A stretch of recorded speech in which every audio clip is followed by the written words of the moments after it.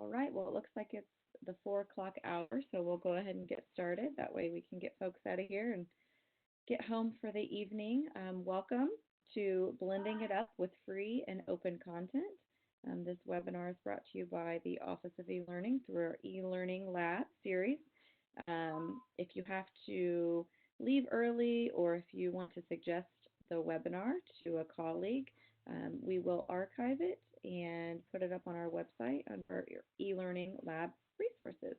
And there's also other archived webinars from this year and beyond if you're interested in looking at some other topics. Just please make sure to keep yourself muted throughout our time together, and also feel free to post questions or comments in the chat box. Make sure you do the drop down though to everyone and share that way unless you're trying to send a private message to someone.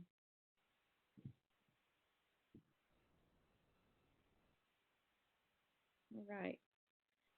So just before we get started, a few housekeeping items. We do have some upcoming webinars. You can check out the eLearning Lab page to see and register there. Also want to remind the audience of our weekly Twitter chats. We actually switched it up a little bit and we condensed that hour Twitter chat down to a half an hour. So we're just going to be quick and focused for 30 minutes and get folks in and out and hopefully have a little bit more free time in their evening before they wind down. This week's chat is Tidying Up EdTech in the Classroom, and our moderator is going to be Nadine from our team.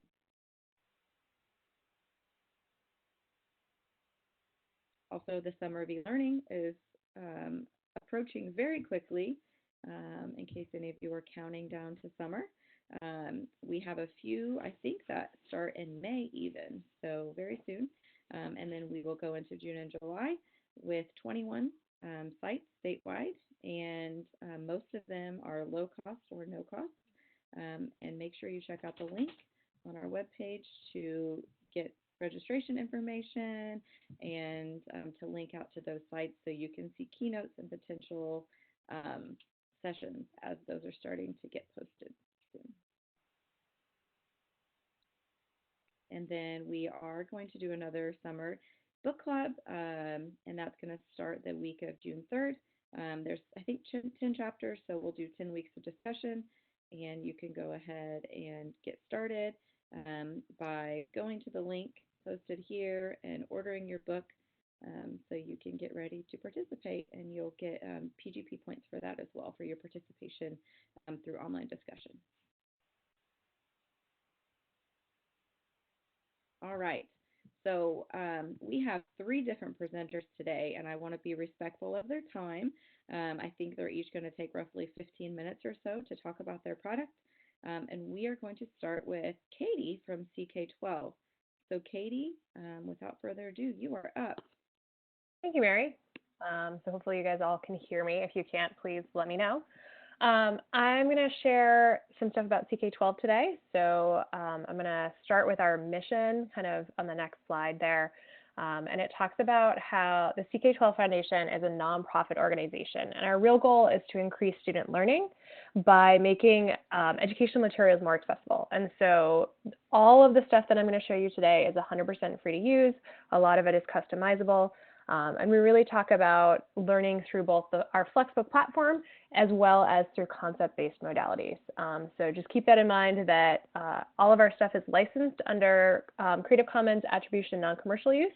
So that means you guys are free to remix it and reuse it and kind of adjust it accordingly as long as you're not selling our content.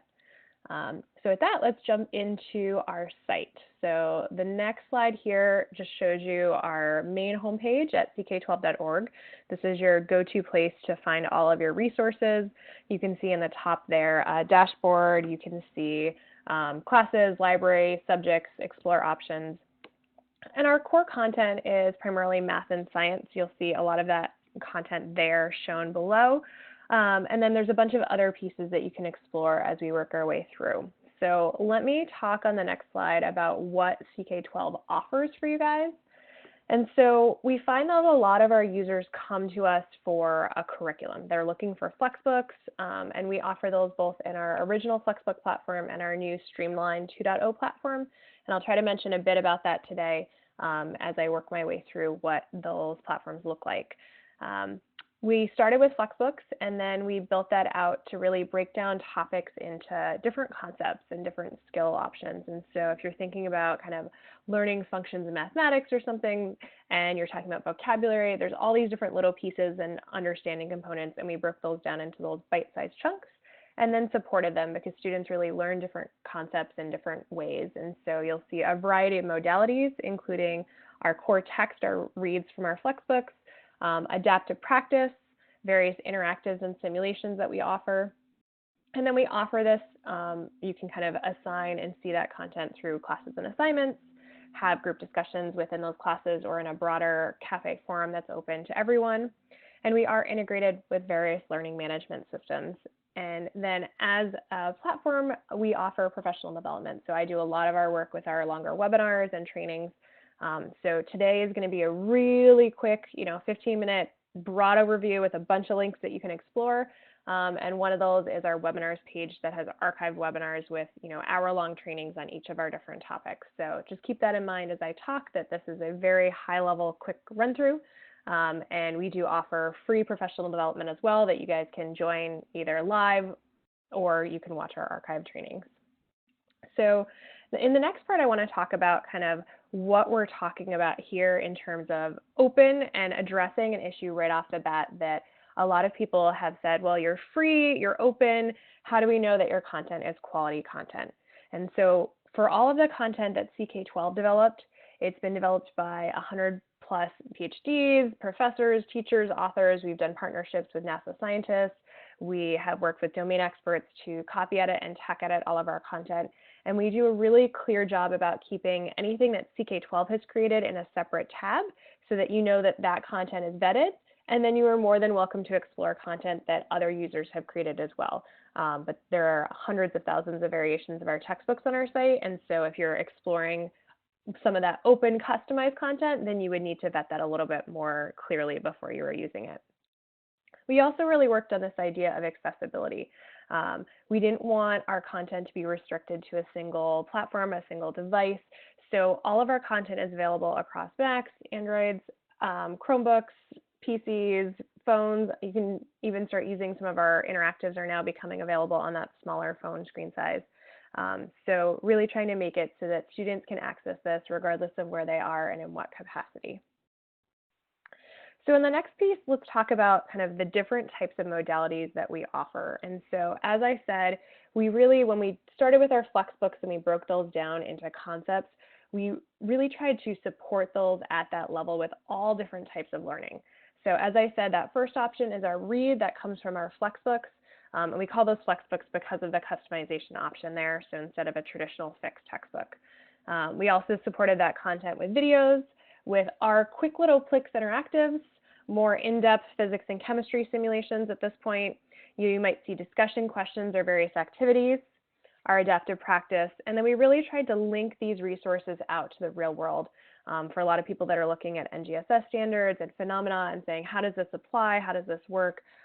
Those might be some great places to start for looking at how a math or science concept applies outside of that particular skill in a class. And then some quick study guides that might just be little reference sheets. So across our site, you'll see a number of these different concept modalities. And if we click to the next piece, you'll see that you can quickly assign all of these to your students. I think with the exception of the discussion, or like the discussions and the study guides, which aren't really an assignment, but would just be there for reference. But all of our core modalities you can assign to students, both within CK12 and certain learning management systems. And you can assign that to a class directly from there, assign the practice that matches. And that allows you to see student progress, whether they've completed or not accessed at that point in time a core learning modality and how they've been doing on a practice or a customized quiz. On the next page, you'll see a quick link to our tools and apps page. And so this page is a great reference for what types of resources we have and what systems we're integrated with. So Canvas, Schoology, and Google Classroom, I put kind of bigger off to the right. We are fully integrated with those platforms. That means from our site, you can assign to Google Classroom and see student progress there. And then within Canvas and Schoology, you can assign content and see stuff. For Kidem and Blackboard and Edmodo, there are certain pieces that are accessible within there, and then Clever and ClassLink are single sign-on options as well. So definitely explore that page to kind of see what resources, what you might need to do to get linked up if you're using one of those platforms. So I want to take a few minutes and just talk about some of these core modalities. So on the next slide, we talk about adaptive practice, and you can learn more about adaptive practice at ck12.org/practice. But we have over 150,000 questions covering math, science, and spelling. These show up at different levels. So as students are working, if they are struggling, it will offer them easier questions. It might actually stop them and offer them a learning modality, a read or a video or interactive at either for that concept or a prerequisite concept. And if they're doing well, it will bump them up into more challenging questions. And that last note notes that you can customize our practice into quizzes. And on the next slide, you'll see that it's really easy. You could just simply click customize, and then you can, excuse me, you can add in different concepts. You can actually pick and choose your questions. You can put more than one concept together. You could set attempts or hints or solutions or different pieces there. So really with that idea of customizing it and making both our core content for learning and maybe some assessment exactly targeted to what you're looking for in a class. Our next slide moves into our CK12 simulations. So short answer for link, ck12.org/sims. We have about 120 physics and chemistry simulations. The physics sims are done. We are working our way through chemistry, so you'll see some of the resources as they get built out and more get added over time. And then we'll look into whatever topic is next. These cover a number of different topics within there, and they really hit at that idea of real-world situations and allow students to explore those and work within there in terms of having them slide stuff. One of the pictures there is a water fountain. Students can change the height of the fountain, the angle, where they're trying to make the water land, and really explore angles and projectile motion and what that looks like. On the next slide, you can see our PLIX Interactives. These are really short, quick little interactives. We have over 1,100 full PLIX that cover all branches of our math and science content. They have descriptions, links to text and questions. There's a variety of different types, from simple just kind of manipulate shapes to see what's happening to applications in the real world. And these are fully developed PLIX interactives. You'll also see within our text maybe just the interactive component built into a lot of our new math text, especially so that students can really, as they're learning and exploring, try out that content and explore and see whether or not they understand it and get feedback kind of right at that particular point in time. On the next slide, you'll see our FlexBooks and FlexBooks 2.0.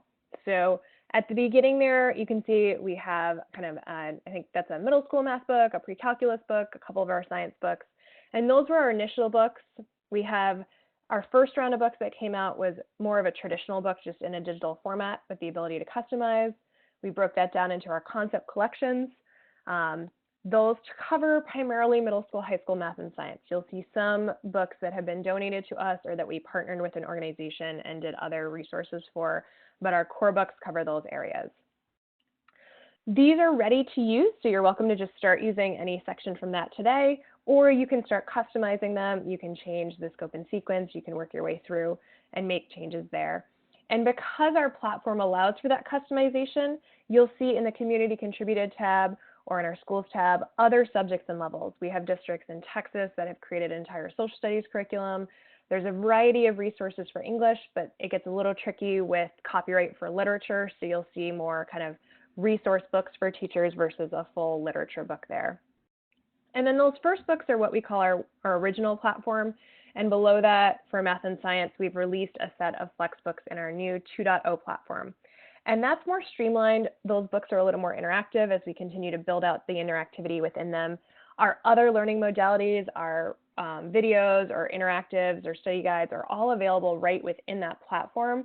And so that platform, because of the interactivity, is available online. If you need a book offline, there are options for our original text to be available offline or in our offline reader.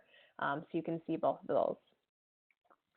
On the next slide, as we talk about kind of supporting student learning, For both our original and our current 2.0 platform, we do have highlighting and annotating options, so students can highlight pieces, they can take notes, they can see what all of those notes are in one place, and that allows them to really actively read and understand and kind of process what they're doing within that part. In addition, on the next slide, you'll see that we have foreign language support.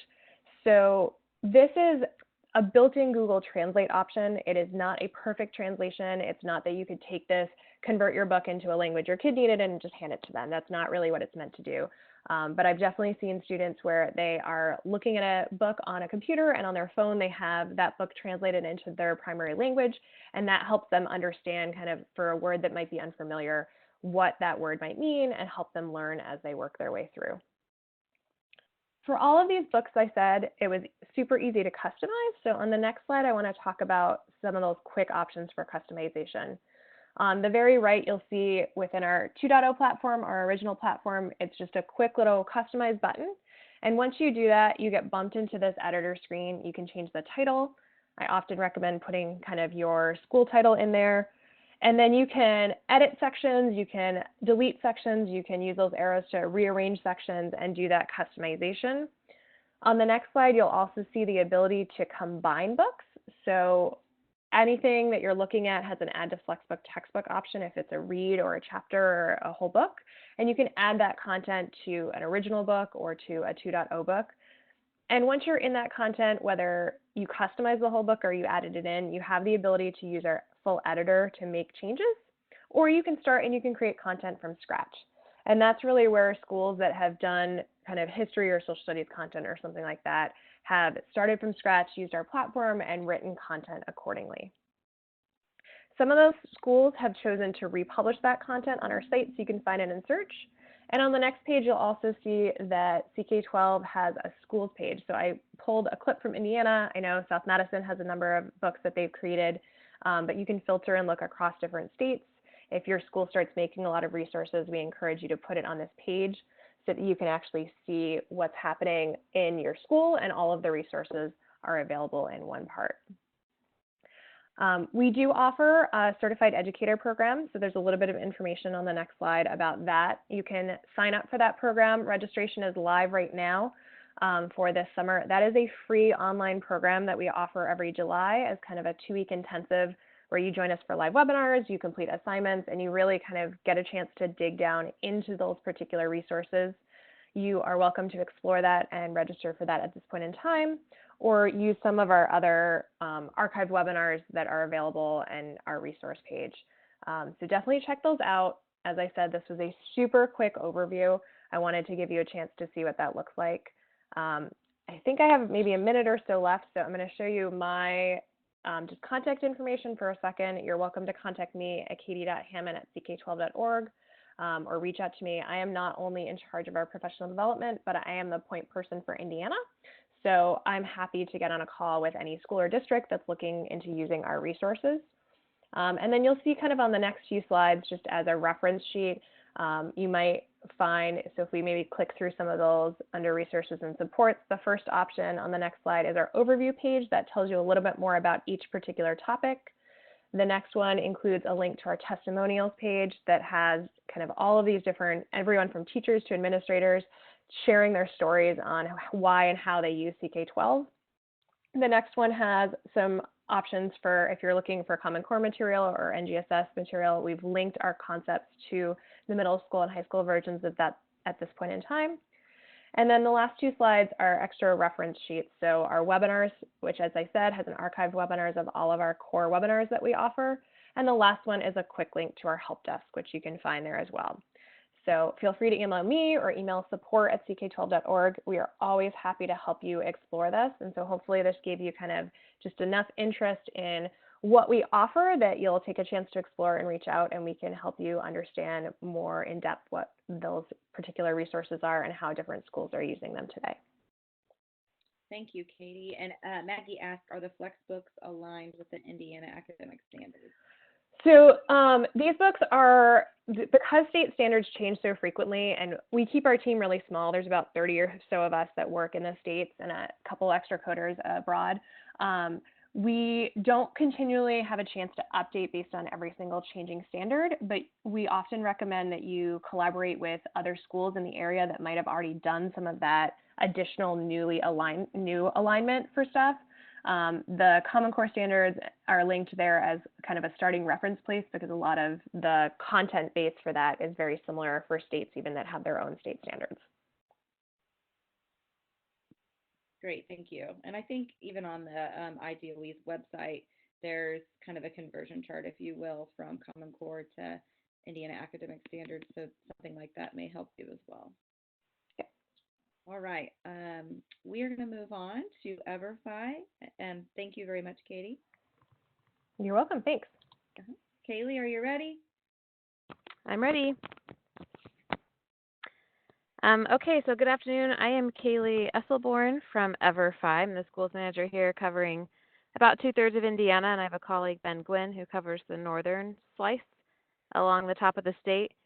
You can go ahead and move on to the next slide. Our courses are focused on real-world learning skills. So we look at those skills that students need to be successful in life beyond just those core academic topics that get hit over and over. So you'll see we cover everything from social emotional learning to financial education, career exploration, and health and wellness. Go ahead. All of our courses, if you can move on, are free to you thanks to sponsors who cover the cost of them for schools. We have several sponsors that are local here to Indiana, as well as some nationwide sponsors or regional sponsors that have paid for this up front, so the teachers can use them for free. So you can access all of the resources as well as the supporting offline resources. In addition to those, some sponsors like to engage with schools, and so there may be opportunities as well for sponsor events or scholarships, and I'll be in contact with you if that's something that the sponsor in your area is looking to do. Go ahead. The courses, you can go ahead to the next one as well. The courses are online, and these are not customizable, but they are free and they are very flexible as far as how you implement them in your classroom. And they're designed to be student-led, so the students work through them independently.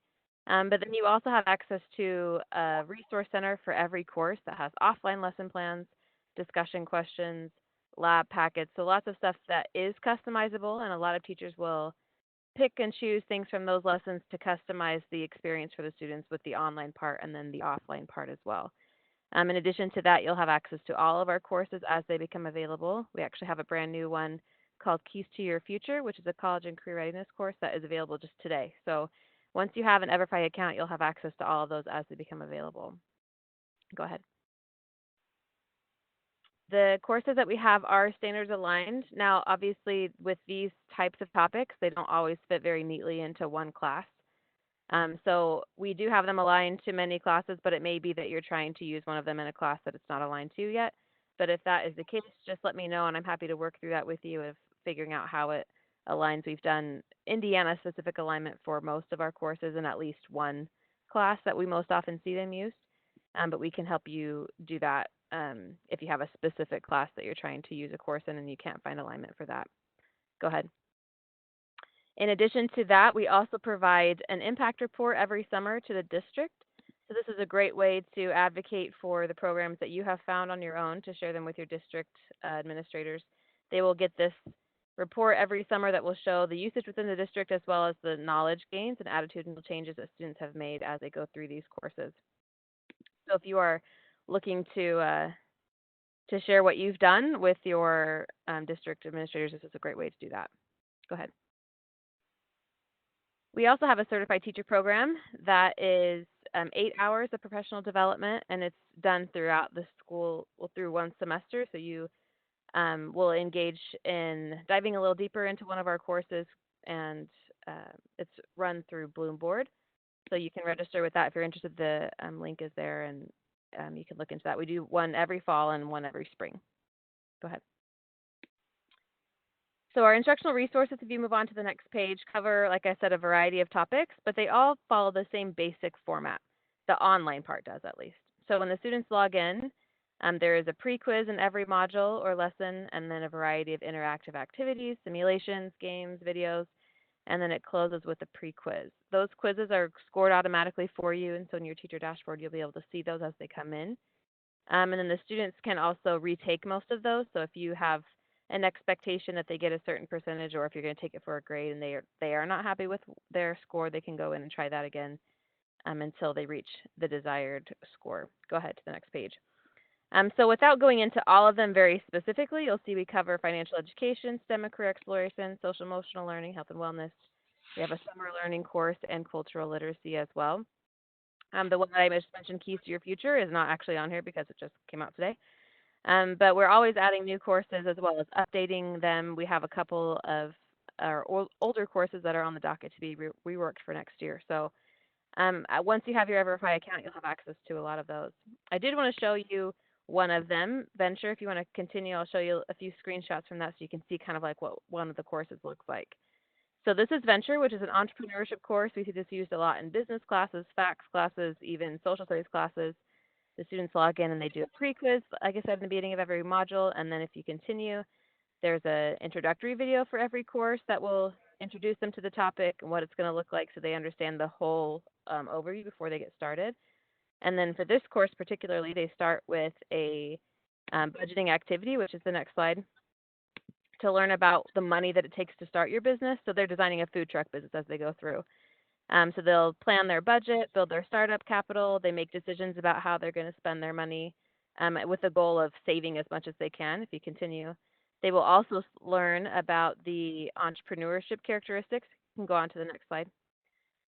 They'll learn about what it takes to be an entrepreneur, what kind of characteristics make a successful entrepreneur. They also will learn about some specific real life entrepreneurs and what their story is, how they came to be the entrepreneurs that they know of now. The next slide will show you that they then get into building their business. So they choose a product that they're going to sell. They choose what they're going to name their truck. They choose where it's parked, who their target demographic is. On the next slide, it'll show they learn about marketing strategies. They make decisions about everything from hiring to pricing. On the next slide, it'll show you they have to decide who they need to hire to fill out their team, or when it's most appropriate to start hiring someone versus what you can do yourself. And as they go through and make all these decisions, and by the end of it, on the next slide, they will build out this business plan, which will save as they go along as they decide these different things. It'll save their progress. And then they'll also, on the next slide, it will save their profile so they can also see the characteristics that they have that would make for a good entrepreneur and their action steps or what they're going to do to build their business. You'll see there's also a tab for business pitch. They, at the end of it, talk a lot about marketing and promoting your business, and they write out a 60-second elevator pitch, and it actually has a timer, and they practice pitching their business to someone, whether an investor or a customer, to help them start practicing that as well. So that's just a good feel for what one of the courses looks like. Obviously, every course is going to be a little bit different, but they all are very interactive. There's audio in them, so if you have students who have accommodations, it's really helpful because it will read things from the screen to them out loud. And then all of them end with a post quiz, like I mentioned, which you will have access to those scores within your teacher dashboard. You can go ahead. So here are some ideas of ways that we've seen teachers implement the online and offline activities. The most common place is in that left top-hand corner. You'll see there's an independent work time.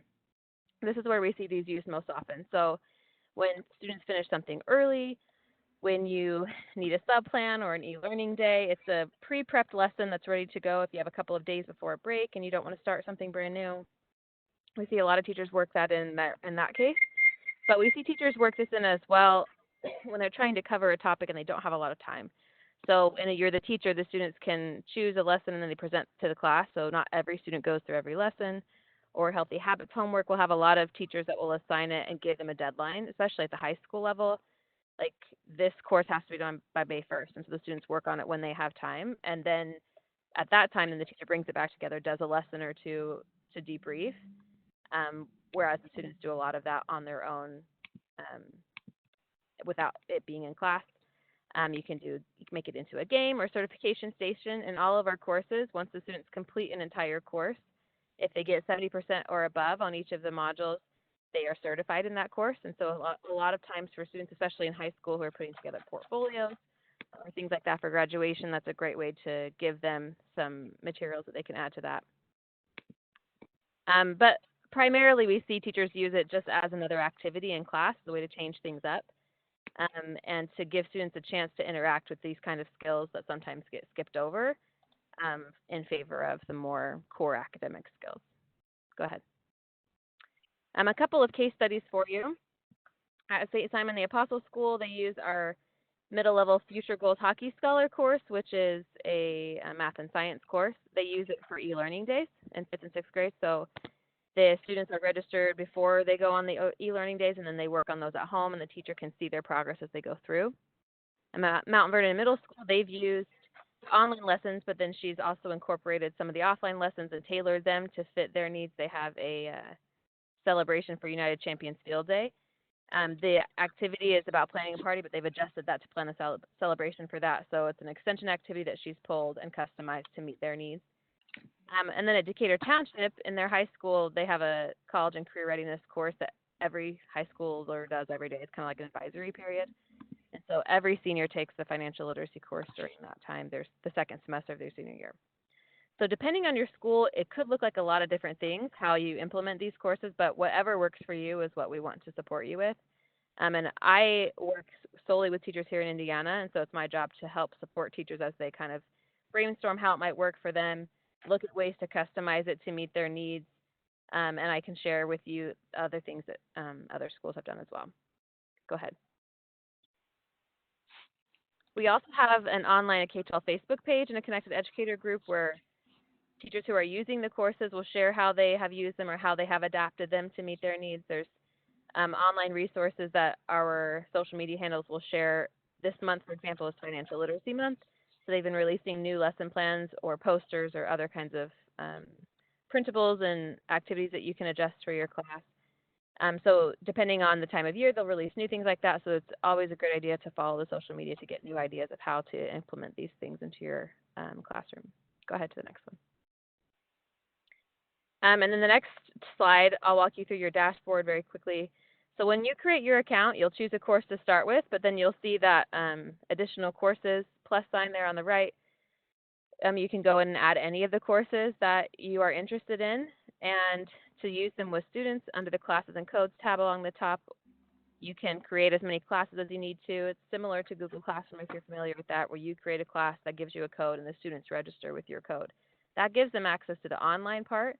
And then to access the offline part, under the Resources tab along the top, you'll see the tab on the right is Resources. And if you go to the next slide, you'll see the Resource Center has all of the things that I mentioned before. So the customizable offline lesson plans, the curriculum guides will go through each lesson, the online part, so that you can see what's all covered there as you're deciding when and how to incorporate it.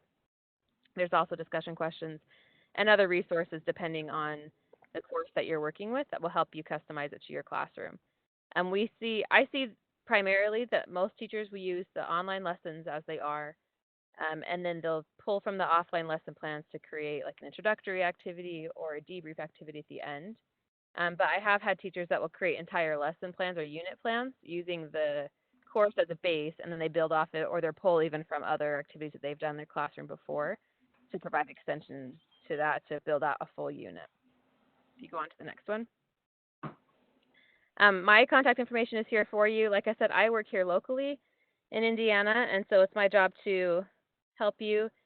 I can do things over the phone with you, or I also travel quite a bit. Today I was up in Carmel at a conference helping FACS teachers get signed in and ready to go. I've been visiting schools throughout the state this month, helping them with Financial Literacy Month activities. So if you have questions, please reach out to me. That is what I'm here for. I'm happy to share with you what other schools have been doing as well. I just put in the chat a couple of handouts if you want to look at them.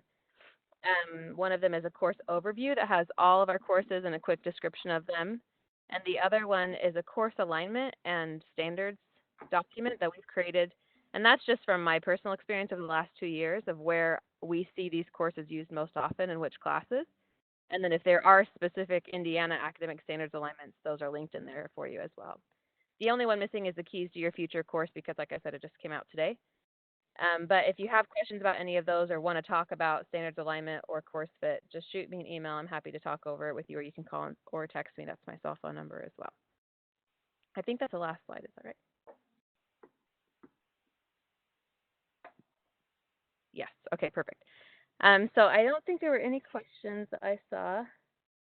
But like I said, if you have additional questions, you have my contact information there, and I'm happy to walk you through it individually, or I can also come do trainings at the school. So if you, a lot of schools will use them in like advisory or homeroom where they're doing it with a large number of teachers. So I'm happy to come and train multiple teachers on courses or help you get your students started as well. If you have questions or don't feel quite comfortable yet, I can come visit you and help you however you may need.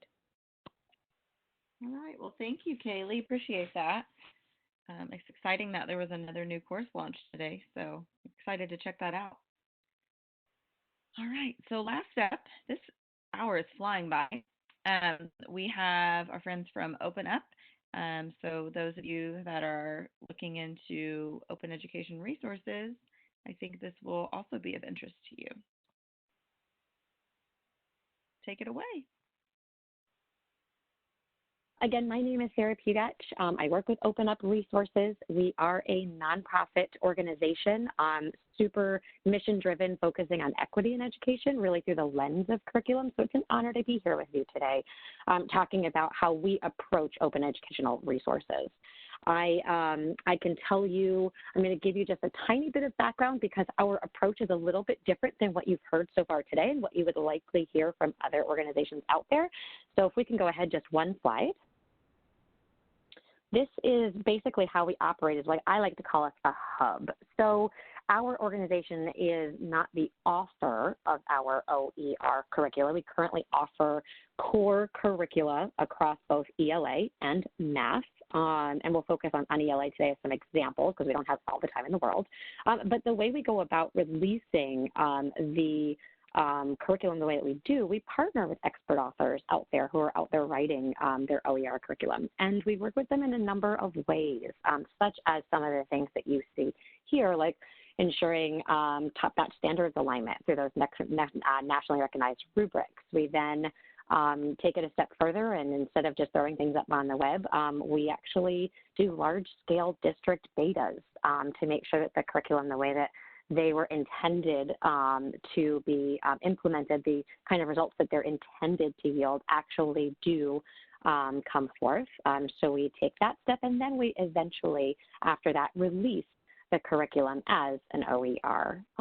Beyond that, we also recognize that it's absolutely wonderful to have access 24/7 for free to the curriculum resources, but that most schools and school systems out there are looking for some support for making sure that implementation goes exceedingly well. So things like professional learning to actually providing some pre-printed materials to go along with what's online. So I won't take a lot of time here today to go through all the nuts and bolts, but just know that our organization kind of goes beyond the idea of just putting things online, but instead also it provides wraparound support services to make sure that implementation is as effective and efficient as possible.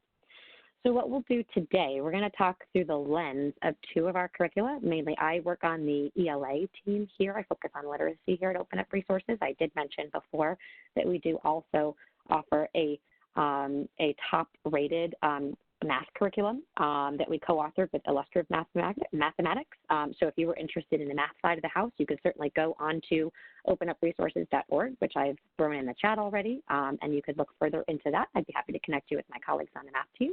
What we'll do today is take a look very, very briefly at our approach to OER through the lens of our two current ELA curricula, and because they exist at different points in how we approach OER, as I've mentioned here. So we'll talk about one that's been fully released in its full OER state, the EL Education K-5 Language Arts Program. And then I'll also give you an idea into our second K-5 ELA offering, which is the Bookworms Reading and Writing Program, which is currently in its large-scale district beta status because it's undergone a new revision to the curriculum. So we're taking that extra care step there. Okay, with all that said, you can go ahead a slide here. I do want to tell you there are a couple of similarities between these curricula, and it has to do with our approach, again, to OER. We do, it is our responsibility, we think, to offer the highest quality out there. So you're going to find that if you went on Ed Reports and things of that nature, that what we offer are often some of the highest rated curricula out there. And so there are some highlights that I'd like to share with you today that are similar between both the Bookworms Reading and Writing curriculum and the EL Education curriculum. And the most important to note is that they both offer truly authentic learning experiences. So let me just be clear that neither of these are basal programs. They don't have anthologies or sort of random paired passages to read through. Instead, both of the curricula here center around whole, intact, authentic, what we call trade books, your literature and informational titles. And that's going to bring equity into your classrooms in terms of access to high quality instruction, high quality instructional materials, and provide really rich, robust, and authentic learning experiences for your students. So it's also good to know they're both really, really rigorous programs. They've both been aligned to the Common Core standards, and I know that you probably have questions around specific state alignment. We do offer some resources for state comparatives or state crosswalks, but you should know that both of the curricula as they were written were aligned for really rigorous instruction as outlined by the Common Core. And then I think we can just hop into, we'll hop into Bookworms first, talk a little bit about what makes each program unique so you can get enough of a flavor about the approach that these curricula take to literacy instruction at the elementary level. And then if you're interested in finding out some more either about these curricula, our approach to curriculum, or our math program, again, you can go right on our website and you can get a hold of us right from there. So we can go ahead and take a look at the next slide for Bookworms. So Bookworms is really quite a unique program. A couple of highlights to know. The Bookworms program is probably the most research-based curriculum I've ever met, probably safe to say, because the authors are actually researchers themselves. So we've partnered with lifelong, almost, about 15, 20 years of experience researching literacy and professional development. The principal author is Dr. Sharon Walpole out of the University of Delaware, and she partnered with Dr. Michael McKenna out of the University of Virginia. And out of their 15 plus years of work together, that's how this curriculum was born. And something to note is Bookworms offers a really, really streamlined, structured approach to ELA instruction, and that's purposeful because the authors really wanted it to be possible for anyone, any school, any teacher to implement really high quality literacy instruction that was just made easier, right? It needs to be accessible and doable in any school, in any classroom. And so the program is purposely very structured and incorporates only instructional practices and procedures that have been proven really highly effective in research across diverse settings. So you can see how those two highlights sort of go together. Also, as I mentioned before, the entire program centers around real books, right? All authentic literature and informational titles, like those that you see just pictured at the bottom of the screen. It's just a small sampling. It's also a super high volume program. If you were to implement Bookworms across K-5, your students would be reading something to the tune of 265 texts across those years, and that doesn't even include independent reading. So really it's meant to give students a very robust and rich reading experiences, and those texts are going to span all content areas and genres and different authors that were very purposefully put together. It was very purposely sort of organized and orchestrated to have all students have different learning experiences and fall in love with different things along the way, while also, of course, targeting the skills outlined by the Common Core. So the other piece that I want to bring in here today, as I'm really not sure, it does seem like we have quite the array of folks on the call that span different roles in your schools and school systems, so I don't want to go too deep into the pedagogy here. But just in case you were interested in how the program comes together, Mary, you can skip to the next slide there. Just to give you a high-level overview, it's divided into 3 parts, and so it really is a comprehensive core ELA program. So it's going to tackle your different aspects of reading, writing, listening, speaking, and foundational reading standards through different pieces of the curriculum. And again, I'm not going to go too deeply in here. If you are interested in having a deeper conversation about this curriculum specifically, we can set up a follow-up time to chat, absolutely. But some people like to know just right off the bat what the commitment is in terms of implementing a program like this. And on a daily basis, it's going to look like just a little bit over 2 hours of instruction per day if you're looking for, again, a program that's truly comprehensive in nature, including having sort of that multiple entry skills, foundational skills that targets your phonics, your phonemic awareness, things like that, all the way through your reading and core writing instruction as well. So I know it's hard to actually talk about curricula like this in such a short span of time, but I'm going to be rude and say we're going to move on because there's another curriculum that I want to give you a very quick overview of, because you can see the very different approach that the authors have taken, yet it also still exists as OER through our organization. Thanks, Mary, very much. Yes, so we're going to hop in quickly to the EL Education K-5 Language Arts Program. And as I shared before, what's similar here is that it is, again, all centered, all of the learning is centered around whole, intact, authentic literature and informational texts. But the approach is, in fact, very different. So, Mary, you can skip ahead to the next slide. Something important to note about how EL Education has put together their curriculum is that it is a content-based literacy program. So absolutely, it is a full-on literacy, comprehensive literacy curriculum, but it approaches the targeting of those skills through the content vehicles of science and social studies. So all of the learning is sort of organized into, if you want to think of it as thematic units, there are modules throughout the year that are science and social studies aligned. And of course, they have alignment to those nationally recognized rubrics that I was talking about before, like the NGSS for science and the C3 framework for social studies, respectively. And something else to know, I mean, if you were ever looking into a curriculum that really went beyond just targeting skills and standards, but you were really looking for something that targeted character development, social emotional learning, just naturally woven in and embedded, and you were looking for something that promoted equity in your classroom, this really would be a fabulous fabulous program to look into. And that's really the approach that the authors took. It's a really robust program with a truly expanded view of student achievement that goes beyond, like I said, just checking off boxes of skills and standards. It's also good to know, as I said, it's a robust curriculum. It's often known that implementing the EL curriculum is a layer of professional development in its own. So if you were looking at making some pedagogical shifts towards student-centered classrooms and things of that nature, and really high levels of support for English learners and things like that, this would be a wonderful option to look into. And again, I won't go deeply into it here, but I'll give you an idea of what it looks like, because it's probably what I'm describing is probably very different than what you've probably heard out there before.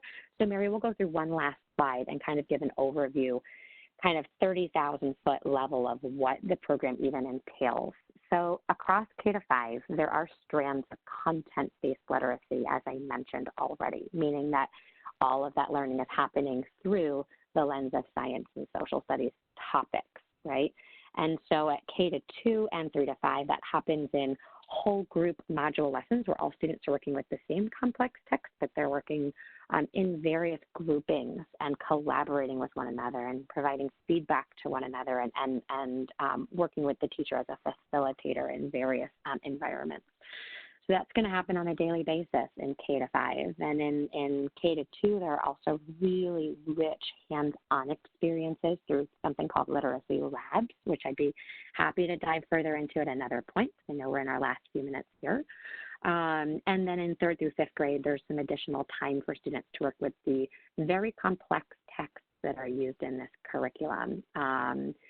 And working on things like grammar and usage and mechanics and all of that good stuff that, of course, is covered by the standards at those levels.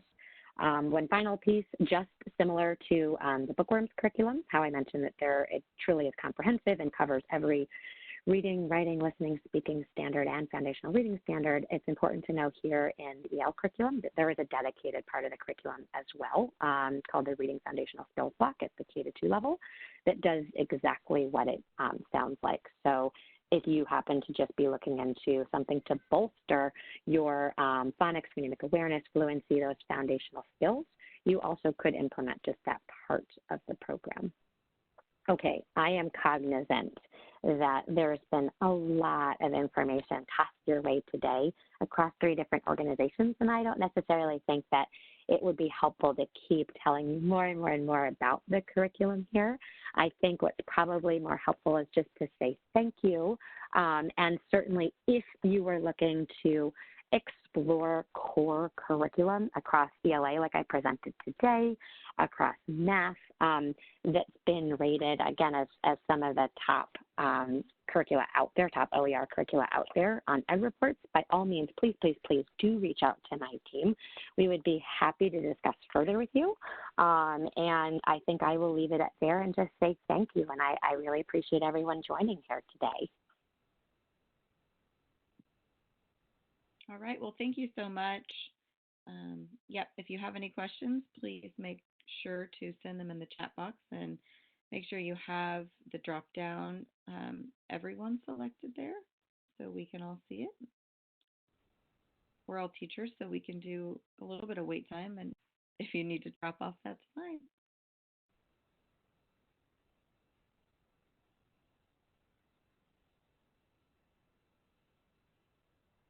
Don't forget, Mary said she would send the link to the presentation. So if you missed some contact information or some specific links that you want to dive into later, Mary will make sure to send that out with your PGP. It looks like we did a great job with time. Thank you to all 3 of our presenters for sharing. All right. Thank you, guys. Everyone have a wonderful evening, and thank you for joining the Office of E-Learning for this webinar.